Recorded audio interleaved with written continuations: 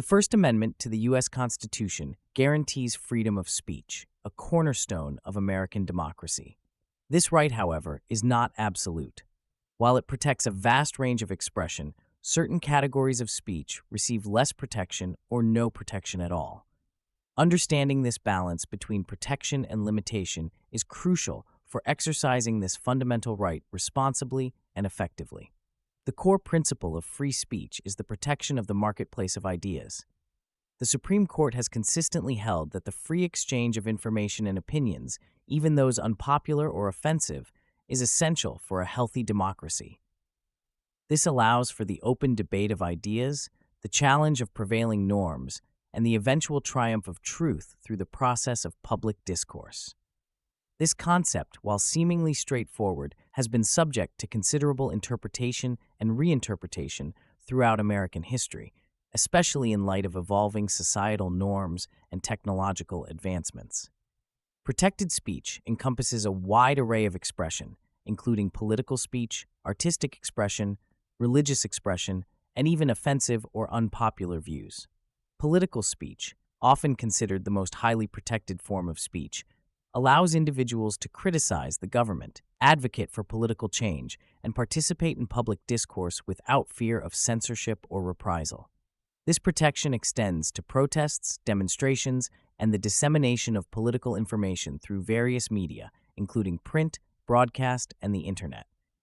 Artistic expression, including literature, music, visual arts, and performance art, also receives significant protection under the First Amendment.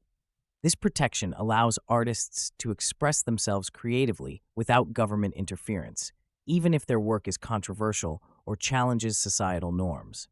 The courts have generally been reluctant to censor art, recognizing its importance as a vehicle for social commentary, emotional expression, and cultural exploration. The line between protected art and unprotected obscenity, however, can be a fine one, often dependent on community standards and the context of the work. Religious expression, guaranteed by the Free Exercise Clause of the First Amendment, is also a form of protected speech.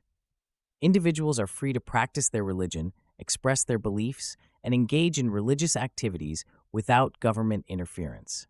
This protection extends to religious speech in public forums, as well as within religious institutions. While the government cannot prohibit religious expression, it can regulate the time, place, and manner of religious activities to ensure public order and safety. Even speech that is offensive or unpopular is generally protected under the First Amendment.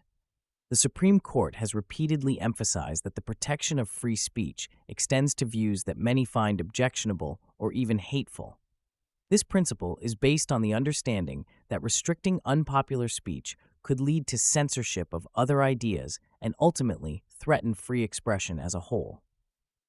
The heckler's veto, where a hostile audience silences a speaker, is not a legitimate basis for restricting protected speech.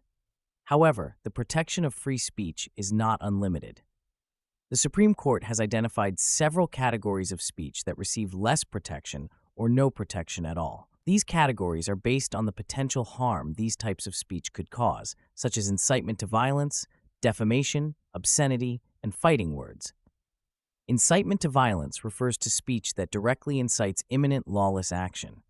This is a high bar, requiring proof that the speech was intended to produce imminent lawless action and was likely to do so.